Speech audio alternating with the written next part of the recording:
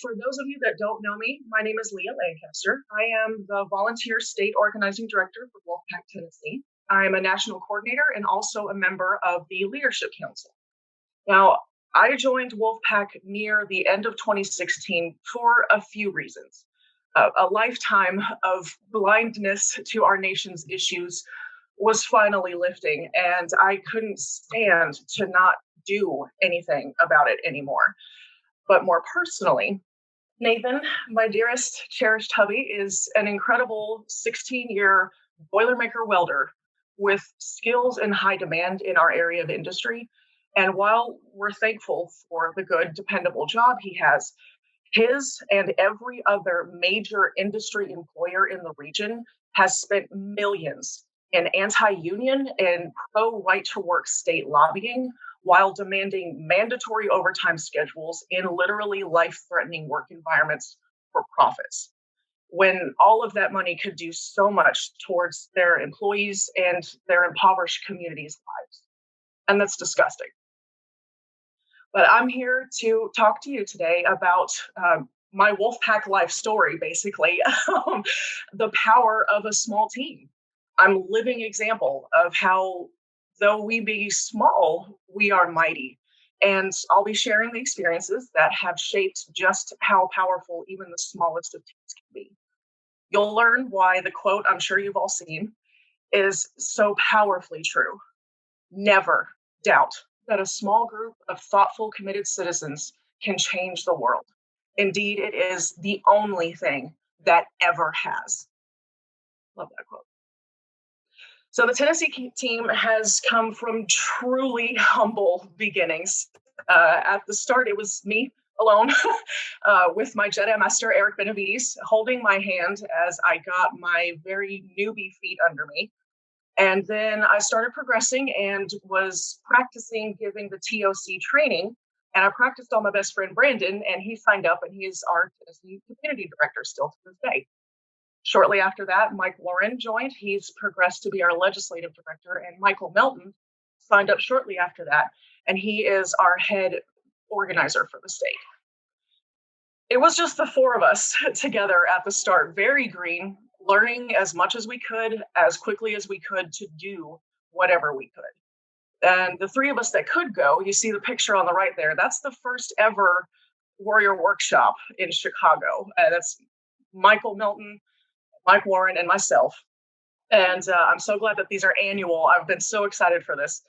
But we went to the workshop and we hit the ground running. The relationships we built with our fellow wolves taught us what we needed to know, what we obviously did not know, what we needed to practice, and how to do this all better. So we came back to Tennessee and immediately started the drill and grill practicing, formulating our language, and we got to work. And then when session came, we started effectively building our relationships at the Capitol, meaning at the end of 2019 session, last year, just 2 years after we went to that workshop, we ended session with our first ever sponsor who became our champion. We had our first ever resolution language, and we started the 2020 session filed for the first time ever in Tennessee history. And we had the legislature on lock for an incredible year, but a lot of work had to be done. So 2020 session begins, and Josh flew in from National. He flew in and spent every minute of every day pounding the Capitol floor. He met with so many people, and that backup for us volunteers was huge. He got so much done and was able to navigate and be there in ways that we volunteers couldn't. Everything was on track for us to rocket through the House in 2020 session, but then tragedy struck. Tornadoes devastated major metropolitan areas of Chattanooga, Mount Juliet, Lebanon, Gordonsville, and Nashville. Hundreds injured or killed, widespread devastation and loss requiring massive emergency legislative response. And shortly after that, even worse, the COVID pandemic. It has and is still decimating our state and our nation, derailing lives and legislatures nationwide. I'm sure you all can identify with how devastating this is for our humble but still vital volunteer efforts. The Capitol closed the day we were scheduled for a floor vote and stayed closed for months. But time passed. They announced the reopening of the Capitol, and then we got our date for the rescheduled floor vote. So we called in two A-team reinforcements. Josh and John from National came in, and team members from across Tennessee came across and came to the Capitol, and we mobilized as hard as we could. And boy, if we had all had Fitbits on, I'm certain we would have broken a world record for steps in a day. And elbows bumped. It was odd not shaking hands, but the elbow bump sufficed. Our team is small. We're relatively young as a team, but everything we've learned and experienced has us stationed to launch forward into 2021 session better prepared and better equipped than we've ever been before. And considering all that we've been able to accomplish so far, I think it's going to be a great year. And I am determined, we are all determined to have Tennessee become state number 6. And Josh just gave the line, you've heard my line, that we are each other's greatest resource. And so I want to utilize a resource that's available and talk to the team that got state number 5, Rhode Island, who were similarly small, but were able to make it over the finish line. So before I introduce them, let's watch their historic win.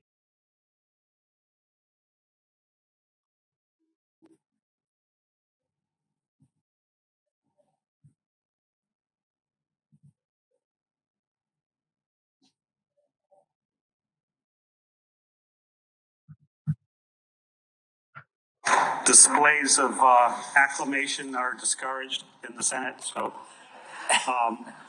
many of you may be familiar with many of the people in the gallery. They've been here since January, I think, and they're otherwise known as the Wolf Pack, and they've been working very hard on this legislation.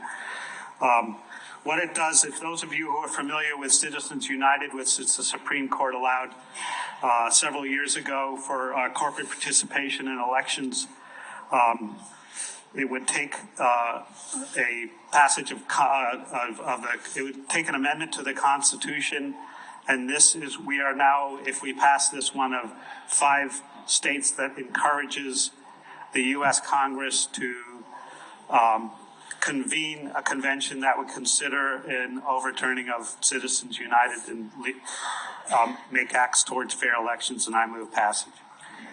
Senator Miller moves passage. Second by Senator Metz, Senator Cisnowski, Senator Pearson, Senator Erin Lynch, Prada, Senator Pichardo, Senator Goodwin, Senator McCaffrey, Senator Felix, Senator Ruggiero, Senator Pagliarini, Senator Lombardo, Senator O'Neill, Senator Rattaka, Senator Sheehan, Senator Coyne, Senator Archibald, Senator Satchel, and Senator Palmer. Any discussion? I'm sorry. You just stood up now. I know you did. Senator Conley, you stood up late. And Senator Nesselbush, Senator Crowley. I'm sorry. And discussion, Senator, who else? Senator DeBoer and Senator Morgan. They're coming up late. And Senator Sheehan. Discussion. Thank you, Mr.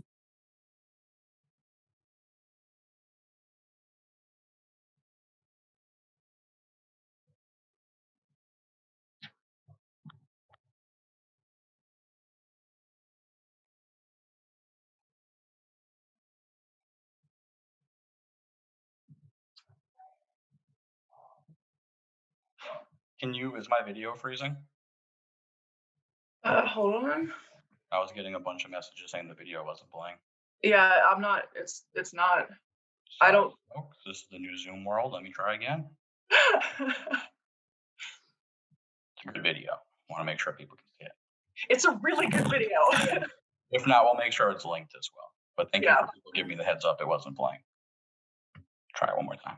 I thought my sound had just gone out. I didn't realize it actually stopped. Is it working now? Mine in the gallery that displays of acclamation are discouraged in the Senate. So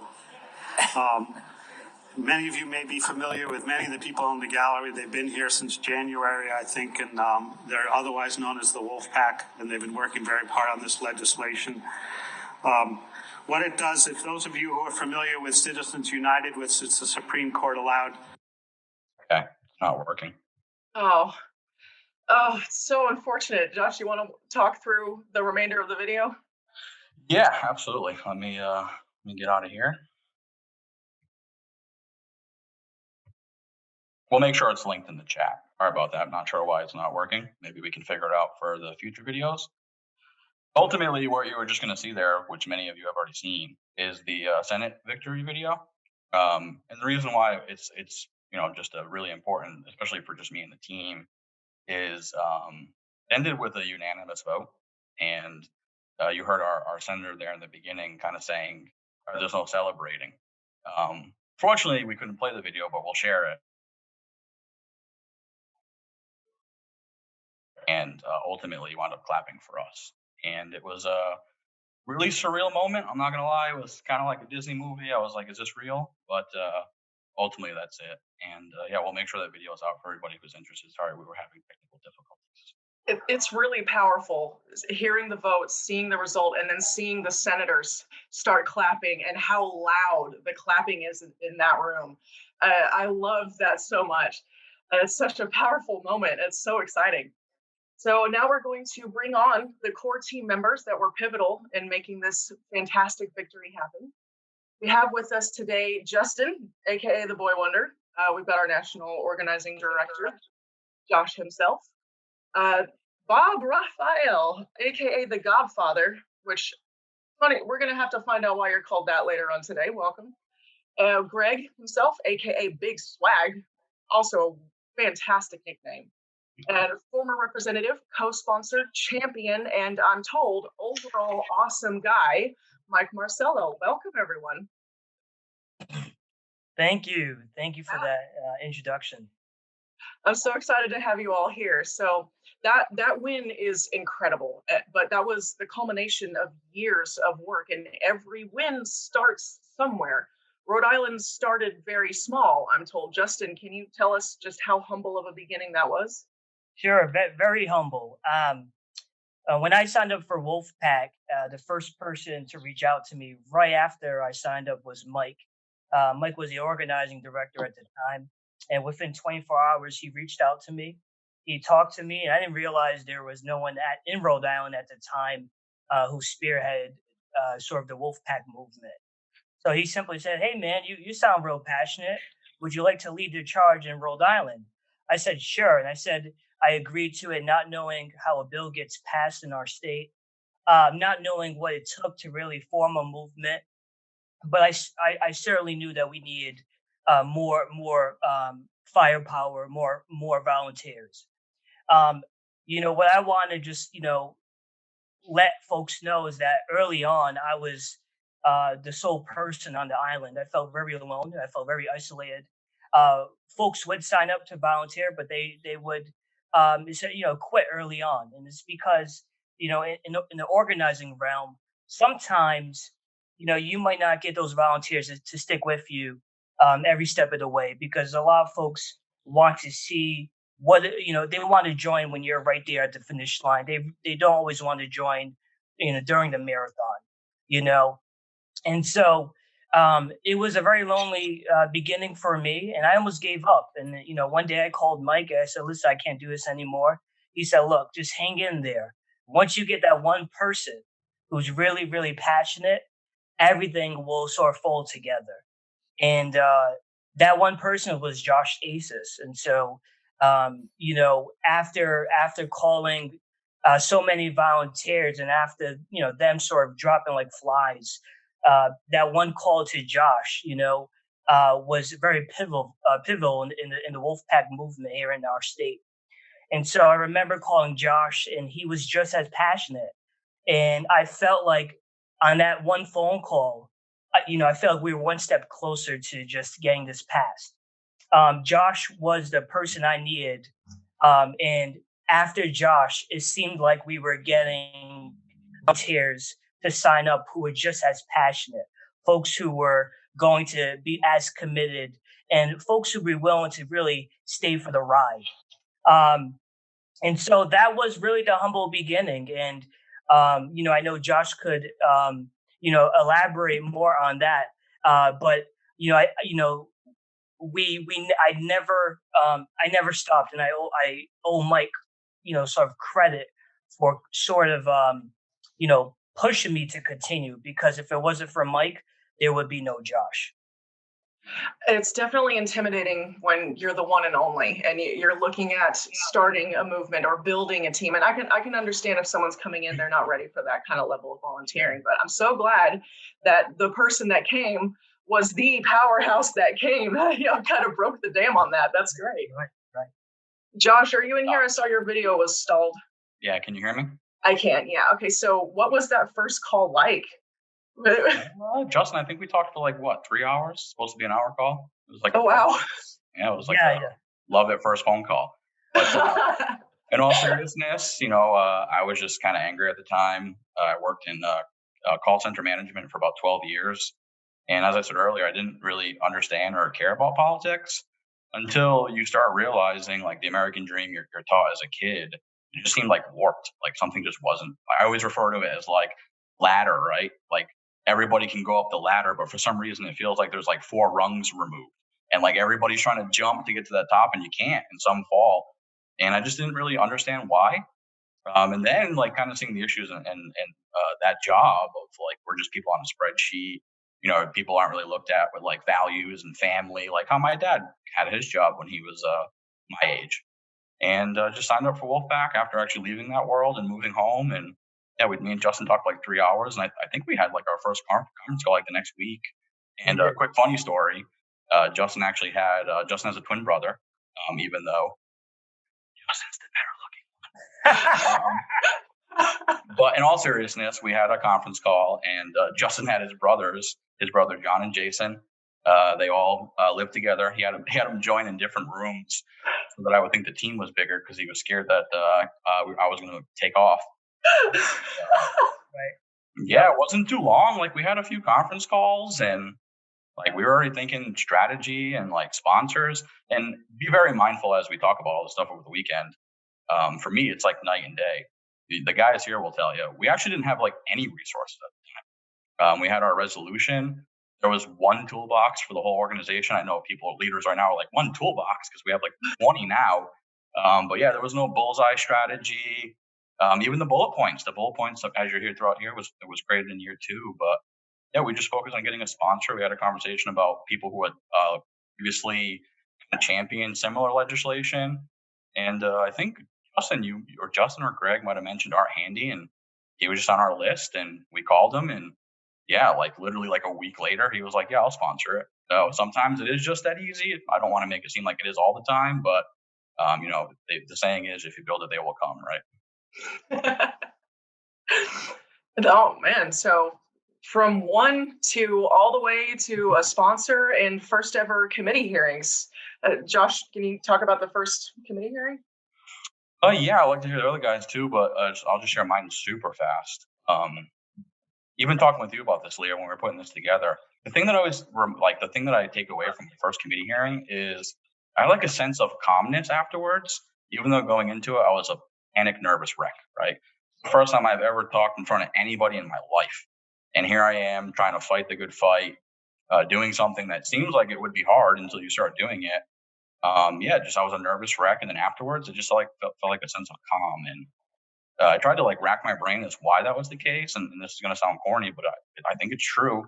It just felt right. Like in that moment, I was like, this is what we're supposed to do. Like we're supposed to go off of work and talk to our legislators and like tell them how we feel. How else are they going to know? And it was just a rewarding experience. And if I'm being honest, year 1, we got both sponsors in both chambers. We had 2 committee hearings. We didn't go anywhere. But I think me and Justin as the leaders were pretty amped up for year 2 because we were like, well, damn, if this ragtag group of people who just got together can get 2 sponsors and 2 committee hearings, what's going to happen next year? Unstoppable. Yeah. That's awesome. I would actually also like to hear other people's thoughts. Greg, you want to tell us your takeaways from the committee?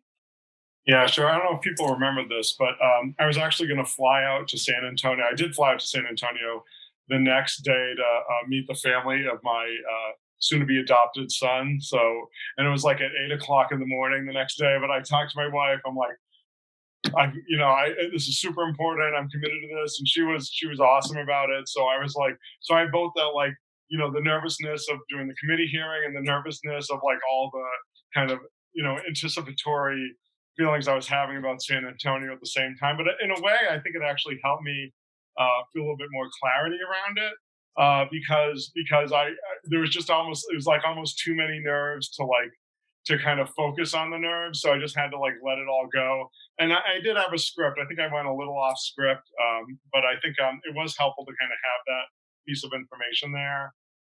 But it was an amazing experience. I'm really glad. I'll always marry those two things together. It's such a really special kind of 2 days of my life. Obviously that might be the second most important, although a year later is closer. But it was a pretty amazing experience. And what was most amazing is for all of us, for me and Josh and Justin and Bob, and like all of us, felt like when we all spoke together in one voice, that it really felt like we were gelling as a team, and became more than a team. We'll get to that later, but yeah, the camaraderie between us really solidified that day, I think. Yeah, I cried like a baby 3 times in my life. Once when I got married, once when we won, and when Greg wrote his letter and said it out loud to his son at the church. It was one of the greatest things ever. Oh, That's so sweet. Thanks, Josh. Thank you, man. You know that. go ahead, Jayson. One thing I would add is I think also a moment was the night before the committee hearing, the first committee hearing. And we stood up probably to 1 a.m, all stressed out, like sharing our speeches. Do you think this is right? Do you think this is, do you think this is gonna sort of land with the legislators? And just being up that night with, folks on their phone when everyone has work tomorrow, and after work, we're gonna head to the State House to deliver our speeches. It was like, just participating in that way in government felt really good, and to bond with essentially our family now at that moment was a very pivotal time for us. I love that. You can't forget the meetings, right? Oh, right, absolutely. What meetings? At Bob's office. Oh, what happened in Bob's office? Bob, you want to talk a little bit about all the meetings we had at your office? I had a meeting. I had an office where it was big enough for the group to meet. It was centrally located. Rhode Island being a small state, almost everything is centrally located. So we got together and sat around in a fairly big room. Talked about what we were going to do. I was going to chime in about the first time testifying, and what I realized is that we galvanized as part of the trial by fire that we went under. That really helped us look at each other in a new way and really say, hey, we can do this. We've got some good people here, and we can get together and get this done. And then we started meeting at my office, and we recruited more people. We had an actual place to sit down. This is back in the good old days when you could actually do that. And it really worked out that we got to know each other very, very well, and having a goal, a very stated, very clear goal of what we were going to do and how we're going to go about doing it really helped. So I have to ask, how did you get nicknamed the Godfather? Well, about I think it might have been Can you swear? The third meeting. We were scheduled to meet sometimes Saturday morning, sometimes Sunday morning, but usually early, about 9 o'clock on a non-work day. Everybody had their different schedules, and I would show up because I had to open the office. And a couple of people would drift in about 9:05, 9:10. Josh would show up. Justin would show up. We would get the meeting started, and I'm looking at the clock. It's 20 after 9. So after this happened for the second time, I stopped the two of them, the supposed leaders of this group, and I had them wait while everybody left. And I said, listen, this has got to stop. You guys got to be here first. You've got to be here to greet everybody else. You've got to be here ready to run this meeting. You can't wander in having forgotten your coffee. You can't wander in and be respected as a leader. And the comment was that I made them an offer that they couldn't refuse, and hence the nickname. That was such a nicer way than what actually happened. After Godfather's speech, that's when I really became a man. Oh, what a name. So I'd like to ask Champion Marcelo, sir, what was it like when you got your first call from Bob? Like, what was your first impression of the team? So I got a call from Bob, who was my constituent, who lives in Situate, and I had not met Bob before, but he had introduced himself and said, I live in, this area of the town, and we've got a group of people together who are trying to push, some reform and a constitutional amendment on Citizens United, basically, and they are seem like they, a good group of young people, and I'm really excited to be helping them, but they're kind of clueless as to what goes on up at the State House. And I thought you might be a good person, if you have the time, to kind of give us a primer and give us guidance. And I said, sure, I'm always happy to help. And of course, being a constituent, I was not going to lie, trying to be responsive to my constituents. So I think he gave me a meeting for a Saturday. I forgot when it was, but it was a Saturday or Sunday. I can't remember exactly, but I do remember that it snowed. Yeah, you showed up in your snow boots. I showed up in my snow boots, and yep. And so I came in, saw Bob, and met Bob for the first time, and saw all these younger people, gather around. And I do remember Justin, after the end of the meetings, came up to me and he said, "Oh, you're just kind of like a regular guy, like." Like, I came in with jeans, and I had my LL Bean boots on, and and I think I had a sweatshirt on. It was kind of cold. I think it was I had snowed the night before, so I wasn't dressed up in a suit or anything. And he's just like, "Oh, you're just kind of like us." And I'm like, that's the concept, right? You're supposed to be like a citizen legislature. So I'm here to help you, and something I can get help behind on. And we, from that point, I was just kind of more the point person as how a bill becomes a law, and who to talk to, and what you should be doing, what you shouldn't be doing, and did some strategy and talked about committee process and how it works and stuff like that. So it's more the educational element that I thought I brought to the table. Mike is being so modest right now. Like, first meeting we ever had with him, I had to apologize because I thought asked him too many questions. I thought we had the light on him. How does this work? And in all honesty, Mike, the reason why you're here and you'll always be a part of this is we would have never passed without your help. Right. The amount of inside information and navigating the State House, the fact that you signed up to volunteer after you first met us, that means a lot. So we would not be here without you too. So thank you so much for joining us again tonight. You're welcome. Happy to do it. Clearly you did something right in your guidance of the team since they've passed. So hats off to you. It took 2 tries, right? We learned as we got, they got better as they went along. And it was really just kind of breaking the barrier. And I think we all learned to trust each other, and they really put in the legwork that needed to be done. And they listened. I mean, sometimes you can have a group of people who don't share, have a shared goal, but don't have a shared strategy. And I think everyone kind of believed in the strategy and listened. And I wasn't always right. But I think everyone kind of put their egos aside, and we kind of looked at the end of the rainbow, so to speak, to get the job done. And no one's more surprised than I am that we got it done so quickly. It doesn't usually happen that quickly, to be honest with you. Especially in Rhode Island, right? Well, especially with a small group of people who, frankly, are not, big donors to any of the big leadership to the campaign, right? And it really is just one of those issues that just kind of was the right place at the right time. Yeah.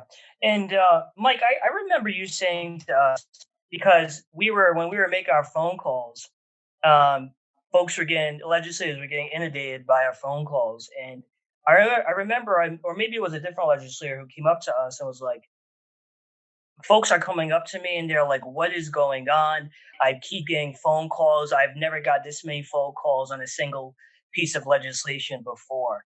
And I just think that speaks to the level of consistency we had on our team, Folks were given a task, they were going to execute it.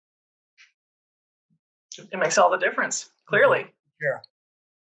So you mentioned briefly about at the beginning how you would have people come in and it didn't quite work out for that. So we run into that issue with Tennessee as well. Life happens, people have work, things go on, and sometimes they have to step away for a while. Some come back, some don't. But was that a continuing circumstance in the Rhode Island team? Did you have people that actually came back? Yes. Probably talked the best of that, right? He was like one of the first ones to sign up, right? Right. You want to go? Yeah, sure. So I actually, I've been a big TYT supporter for like over a decade, like since 2008. So I think I saw the day after Cenk spoke in Times Square and announced Wolfpack. He's like www.wolfpack.com. And I remember getting a pencil and writing it down. And the next day I donated. So I believe I was one of the first 10 to 15 people to donate to Wolfpack. I definitely first 100. And I've always, there were 3 or 4 times I joined the group in Rhode Island and there wasn't a lot of activity. And I sent a couple emails and I didn't really get anything back. I got something back one time. And it was like January 2015. And I was talking to my wife. I'm like, I'm in a rut. And she's like, what do you want to do? I'm like, I want to get money out of politics. It's like, I want to join Wolfpack and do this for real. And then I called Justin and we had that connection. I was like, I like this kid. It's like, I don't know if he knows everything that he's talking about, but he's got a lot of passion and he's a smart kid. And it's like, I think we talked for like an hour and a half and Justin, now we talk literally like every day, Justin and I talk. Jealous. Yeah. So, and then it just clicked. I met Josh and Bob, and it was like I was off and running, and it was like I was so glad I made that decision. I'm so glad my wife asked me that, and that immediately came to my mind as like what I wanted to do. So, was to do this. So powerful connection. I love it. What was it like lobbying at the Capitol? Well, of all the people, we were not kind of a team that was, fully savvy about what was happening in the State House. But I've been sort of like an annoying gadfly in the State House for a long time. So I kind of and I had a few friends, and Art Handy and I have been, friendly. He went to a couple parties of mine, and we have like hour conversations whenever we run into each other. So, and I knew Art was someone who would be on board with this. So I think I was the one that kind of pushed for Art to be the sponsor.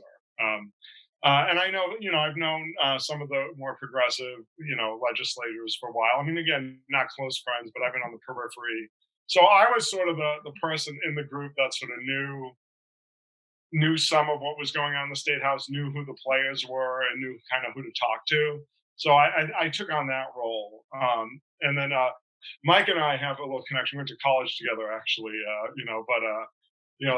but Mike really helped us out with that because I knew a little, but Mike obviously knows like a million times more than me, being a member of the State House. But I do think a little knowledge is dangerous. I had just enough knowledge to be dangerous on that. So that was it. And then, I think the next year, I think we kind of knew a lot better the lay of the land, and I think we were ready to pounce. So I think we were ready. We knew who the players were. We kind of met who were going to be our allies after the first committee hearings. And I think we were much better able to kind of jump in and we really hit the floor running on year 2. Yeah. I think I kind of warned the group that, this is not going to pass the first year, right? This is not going to, you've got to build the knowledge. You've got to build the basis. Many of the legislators are not even going to hear of this and not even know what it's about. You're really going to spend a good time, educating them. And then, calling for a constitutional convention. That's kind of that's not what we normally do up there. Pass a resolution calling for constitutional convention. So, there's a lot of education that needs to go behind it. So not only was that, the procedural part of it had to be, kind of educated for other legislators, but then the topic itself, the substance of the reason why you were calling for a constitutional amendment. So, but I think, and I could be wrong, but I think that having, knowing that the first year was going to be a learning year, but don't get discouraged if it doesn't pass, but come back the next year is kind of was an important point to let nothing really passes on the first try. Basically, you guys, if you believe in the issue, you got to work hard for it, and then I think that helped them not get discouraged after the first year. Yeah, it is a real.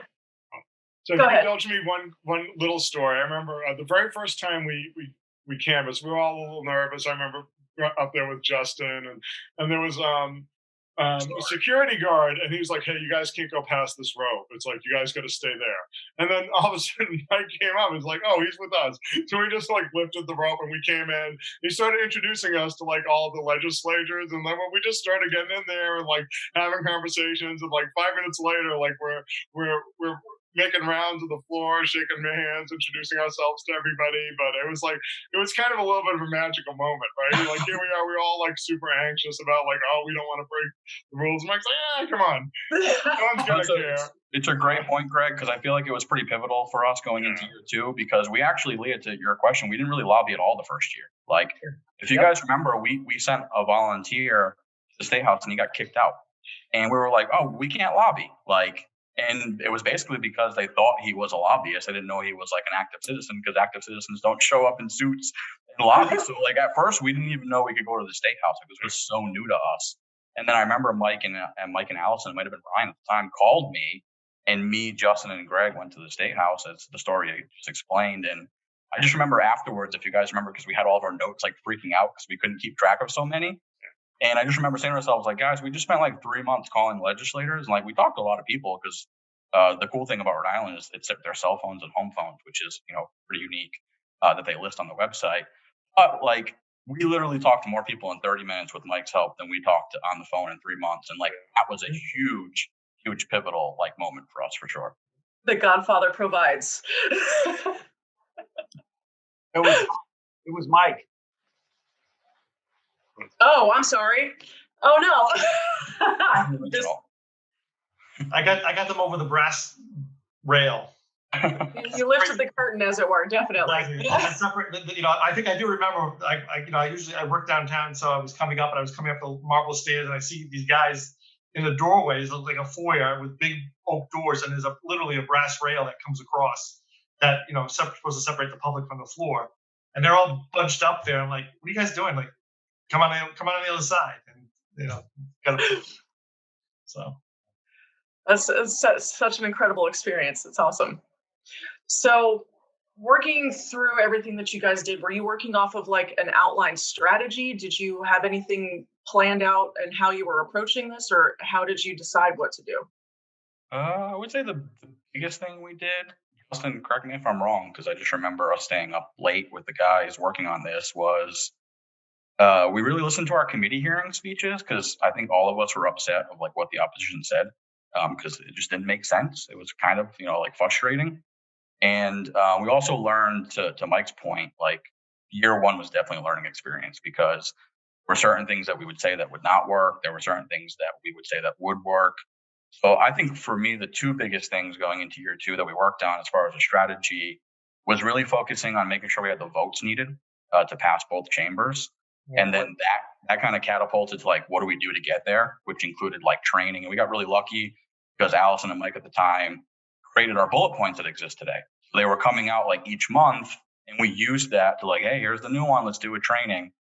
And we got to a point where we were all trained, because we knew the biggest thing for year two was getting to the Capitol, and also making sure that we could do as much as we possibly could between the session ending and the session starting.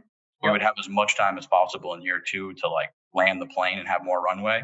But yeah, vote count, I think, was the big one for us. And I think that like 8 Mile approach, which I literally have a document that Justin made, and we listed all the bullet points of opposition. And I think our messaging was probably our second strongest part. Was we were all in sync of what our messaging was, which is the best way to pressure Congress. And as you're talking, Josh, about this, what came to my mind, and I think it's probably just a good tip for all teams to have, is when we were organizing our weekly conference calls, we got into a habit where we would call out folks randomly and ask them a question regarding the talking points, because we wanted to make sure folks were quick on their feet with respect to the Wolfpack talking points, because we wanted to be confident that when we had a volunteer go to the State House, that they were holding their ground and that they weren't, going rogue and not sticking to the messaging. So I'm sorry, go ahead. No, and so just to finish, we even carried that over in our in-person meetings where we would go around in a circle and we would sort of quiz folks on our talking points. Remember the flashcards with the legislators' faces on it? Oh yeah, that's right. Because the one thing we learned very quickly is there are a lot of people walking around the Capitol and you have no idea who anybody is. But we started studying faces and names very quickly.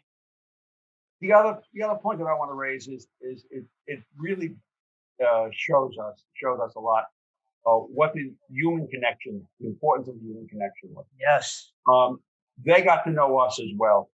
They got to know us as people, as constituents, as human beings who had a passionate interest in a particular issue.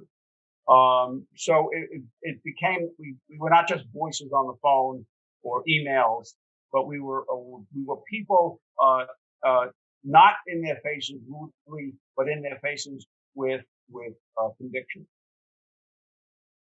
Yeah. And Bob, I think even,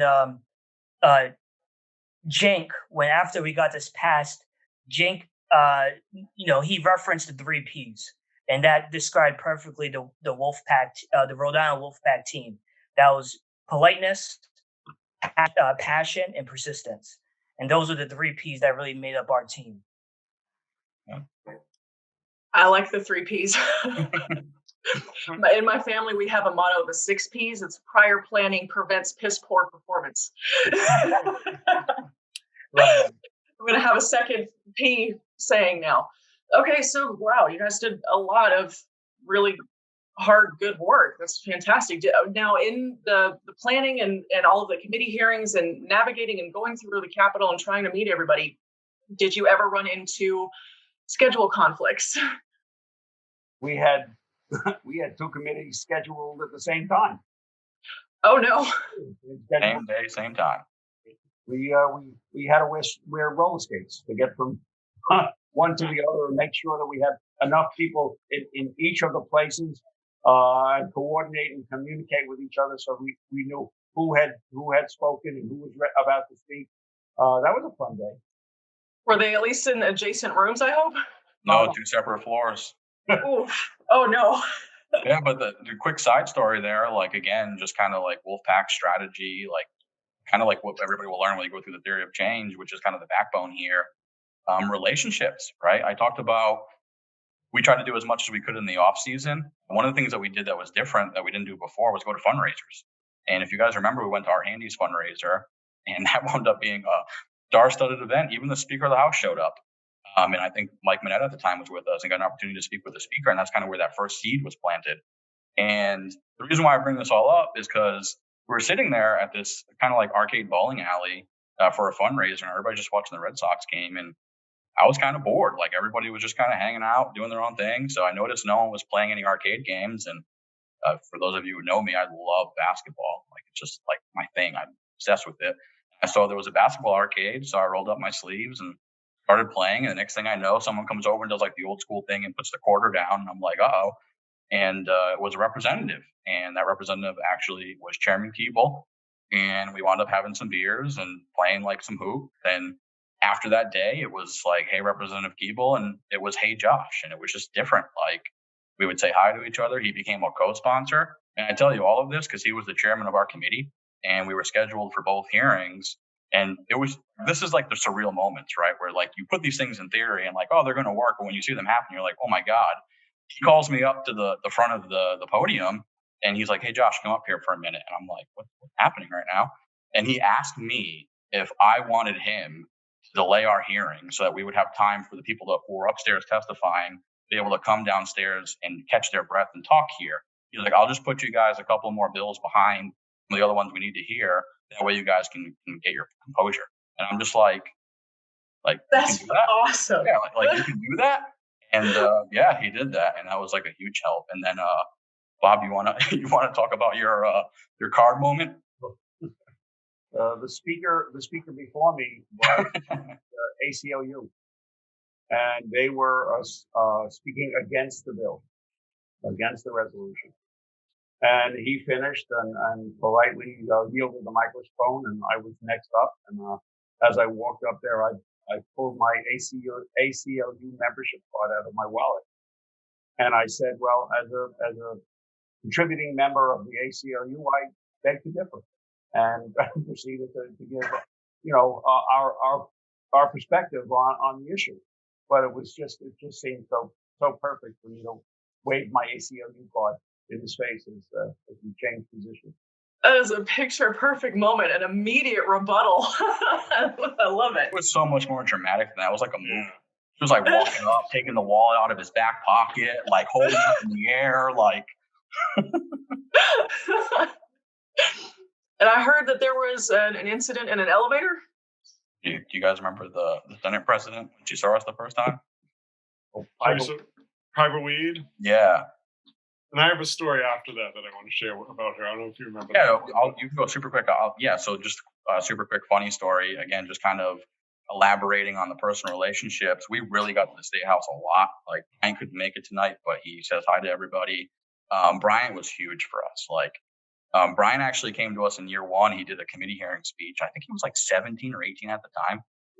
First time at the Capitol, super, super red. He's probably mad I'm telling the story. But the legislators just melted. They were like, "Oh my God." So Brian caught the bug real early. Justin, you might remember, I still saved this just because, I'm a very sentimental person. But I remember Brian actually texted me and Justin one night and was just like, "Hey guys, thank you so much for pushing me going to the State House. Like, I'm going to be an activist the rest of my life because you guys have like unwoken that in me." And that was like, teary moments where you get into this for the right reasons and it starts paying off. And Brian would go to the Capitol where he had a suit in the car. He was a mechanic. He'd go right after work, and he would just lobby. And we were there so much. We never even met with the Senate president. Never. We went to her office and tried to get meetings for sure. I think it was like a budget night. I could totally be wrong. I know it was like 11 o'clock at night or something. It was late. And there was like 3 or 4 of us on the elevator. And the doors closed. And then they reopened. And we're like, "Oh, who's getting on the elevator? No one's, silly enough to be here this late besides us." And it was a Senate president. And I just remember like her jumping up like, "My God, it's the Wolf Pack. I don't know if I can get on this elevator." And like we talked about it afterwards. The Senate president knew who we were, and we never even met with her. And like in a similar instance, I remember on a lobby day, our representative Art Handy, who's still in office today, has been in office for quite some time. I think when we were working with him, 14 years. Yeah, it was like 10 or 12 years when we were working with them. And I just remember we were in the Capitol one day and he was running between chambers and committee hearings. He just runs up to us super quick because he sees us at the State House lobbying, and he was like, "Hey guys, I don't have a lot of time, but I don't know what you're doing, but keep it going because I have never had this many people come up to me in support of a resolution in my life. Like, you guys are awesome." And we're just like, all right, like we didn't think we were doing anything special. That's the weird part. We just thought we were doing our part to make it happen. That's an awesome thing to hear from a legislator, though. That's great. So the days leading up to the ultimate victory, when you became state number 5 for Wolfpack, I mean, those few days must have been intense leading up to that hearing. What was it like the week leading up to that win? Late nights. There at 12 o'clock at night. Tired, feet hurt, but really propelled by the passion we had. We knew we were close. We knew that this was something we could almost taste. And so we stood there with our signs that we had made about, vote for our resolution, end Citizens United. And we were a presence in the State House on both sides of the Capitol. I remember being very tired for that whole week. Yeah. So the last 2 weeks of legislature, I guess, is really very hectic. And as someone who served up there, you see the same faces over and over again. We know who the lobbyist is for the teachers union. We know the lobbyist is for the laborers union. We know the lobbyist for the business, whatever. But there was this group of people that had been around for the year before. But I will say that I do remember, because again, the last 2 weeks, you're not only working on your own bill or whatever. There's just a lot of stuff going on. promises are made, like your bill's going to be heard on the committee, it's going to be voting on a committee. So you kind of all the individual legislatures are keeping track of their own little bills and issues that they're concerned about. And I just do remember, we would end session at 10:30 at night, 11 o'clock, 11:30 at night, and we'd all walk out, and there would be these group of guys and women standing there with their signs, and we'd have to walk, between them as we left the night. And they didn't really, they would say good night. They were very polite. They didn't really try to lobby us, but they were just there. And it was really important to see that, I think, because I think it relayed to the other legislators that these guys were serious and that this is an issue that they believed in, and that they were willing to stay up there. When some of the paid lobbyists had long gone home, these guys were still there at 11:30 at night, holding their signs. They didn't have to be there, but they were. And we're talking weeknights. I know these guys had families and school and whatever they were doing, but so that does leave, in a small state with a part-time legislature, that definitely left an impression upon me, and I think on other people. Yeah, and Mike, one thing I would add too is the last 2 weeks. We talked. I think someone mentioned when they referred to volunteers, they referred to reserves, like those volunteers who are like in the reserve bucket. And so, the volunteers early on that kind of disengaged a little bit, they came back on board at the very end, and that was very crucial to just kind of end strong. And I think that sort of goes to kind of the leadership of our team, is that we never close the door on volunteers. If they said, hey, I have to stop because this happened in my own personal life, we never personalize that. We understand it's life and things happen. And so when they were able to get through whatever whatever challenges they had in the moment, they came back to us. And that's really important. So if there's one thing I would, tell organizers who are pursuing this in their state, is to, never personalize when volunteers leave, but also never to close that door on them either, because they could come back. And many had, and I think it just helped us with our last week game strategy. Yeah, and just to piggyback on that really quickly, I totally agree. Like, if you would have asked me, like, in year one, when it was me and Justin and his brothers and on the conference call, if we would have had like 20 or 30 people at the Capitol, I would have told you, like, no way in hell is that happening. Like, but coming after work, and like Mike said, we did a silent protest just asking for a vote on our resolutions. Like, that was it. Like, we just want to vote, because we knew if we got a vote, it would pass because of all the work that we did. And just coming after work and walking up those stairs and seeing like 20 or 30 people holding up signs, it's a great feeling. Like, those are like the little wins you take that kind of keep catapulting you to keep you motivated. So, but it wasn't easy. Like, even though, we had the momentum, we did all the hard work, like, we still weren't guaranteed a vote. We did canvassing, we did phone banking. And if you guys remember, like, we had 2 days left in the year. And one thing we learned very quickly is that they actually schedule everything the next day, the day before, like 5 o'clock p.m. You can go on the website and see everything that's scheduled for a vote or a hearing the next day. At this point in the year, like, we had all this momentum. We actually still didn't pass any of our committees, and we didn't have a floor vote on the very last day of the year. So it was a pretty amazing experience, and seeds we planted, especially with leadership, and all the impact that we made through like the pressure of talking to so many constituents. We actually did get a meeting with the speaker like the night before, right before the second to last day. And yeah, he allowed a vote. And we were like, whoa, this is happening. And Chairman Keeble brought it in committee, made sure it got through committee, and they brought it on the floor for a vote. And I think, Mike, you might have a funny story to share about that, right? When I get to the floor? Yeah. Yeah, so he's right. So these bills got added to the calendar at the last moment, and everyone's watching.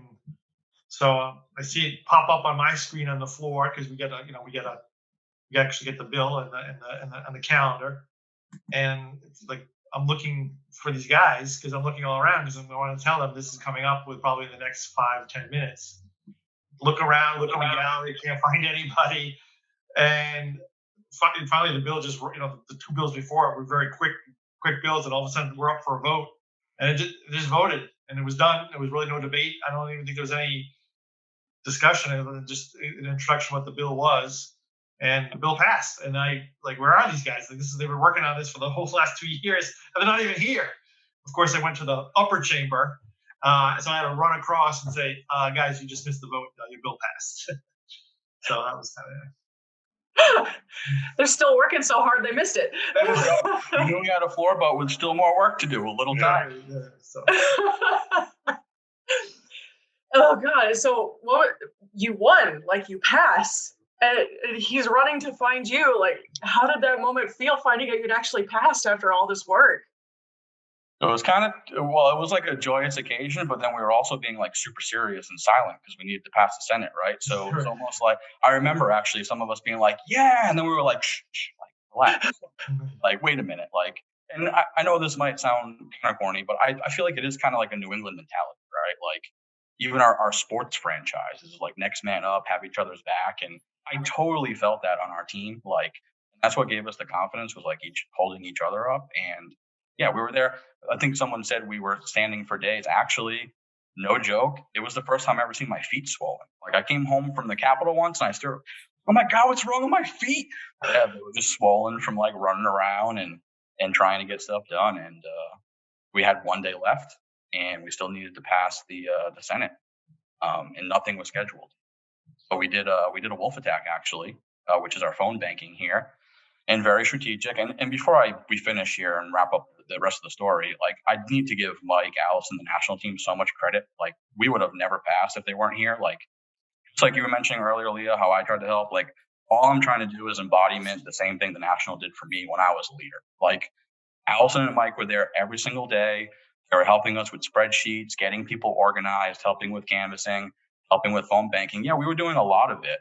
We would not have been able to do it without their help. And we strategically, with their help, decided to do a phone banking for the chairman, Senator Felag, who actually happened to be my senator. And I just remember, please guys, correct me if I'm wrong, we were doing the silent protest on the last day, and I just remember him walking in with this swag because he's like 6 feet tall, kind of got a Kennedy vibe. And he just came up to us and was like, you guys are too friggin' cool. And we were like, what are you talking about? And yeah, he basically said he had like 20 or 30 voicemails thanking him from constituents for being a champion. And he said he was going to go see if he can get our resolution moving. He actually wound up getting our resolution changed to another committee. They passed it through that committee. And then he came back and told us he was going to go talk to the Senate president. And then came back a little bit later and said, all right, you guys are on the floor, your number, whatever on the agenda. Basically get your popcorn and go watch. Did you get to watch? Yeah, we got to watch this one. Do we get to watch? I don't know if the video is going to work, so I say we just talk about it. Fair enough. You guys want to share what it was like passing? That was one of the most significant moments of my life. I felt it's hard for me to express. We were sitting up there and watching these people who we had been lobbying and talking to and beseeching and imploring stand and give us accolades and give us respect and give us their vote. And as it went around the room and we realized, and it dawned on us that we really had done this. It was wow. I'll never forget standing up and having them applaud us as we exited the gallery. It was amazing. Yeah. I remember giving Justin and then Bob like two of the biggest hugs I've given anyone in my life. And then I remember, I don't know if you, Bob, but I know me, Josh, and Justin all went to like different corners and just started bawling. Like the three of us, like we had, like, yeah, we all needed, like we were all like in the three corners of the hallway underneath the Senate floor. And we just like for like a minute or two, we just all like bawled our eyes out, like, and it was one of the best experiences. Like, I still live it, and I still get a little teary thinking about it. But the three of us, like, I remember, and I don't remember, Bob, if you were there, but I distinctly remember the three of us were all in corners and like needed a moment by ourselves. So. I don't remember my feet touching the floor. That's what I. It was really, a pinch me moment. And I remember how much I appreciated being part of this group, that these young people had really rekindled in me something that I had done 30 years ago. And so I was so grateful to be a part of it and to be with them, and to have the success we had was just amazing. It's incredible. I mean, you guys did such incredible work and worked so hard, and ultimately you won. You passed the state. It's such an experience. Thank you so much for answering my questions and giving your perspective. I'm really excited to take this information back to Tennessee and see what kind of trouble we can get into in 2021. Well, whatever trouble you get into, Leah, I'll be there. I do know. You fell in love with the state after coming down here. I fell in love with it because it reminded me a lot of the Rhode Island team, if I'm being honest. Like you you guys have a very similar path, starting off small, making progress, making noise, and hopefully next year we knock down the door. If we can even partially resemble you guys in Rhode Island, then I will feel very proud of us. Thank you. It's been a pleasure. I know we're a little bit over the hour, but thank you everyone for participating, putting in your thoughts. Are we doing questions, or are we at time? We are out of time. Sorry, Leah. No, not at all. Thank you for the time. Everyone, thank you. It was a pleasure to speak with you all. Thank you so much, Leah. Thank you, guys. Thank you, guys.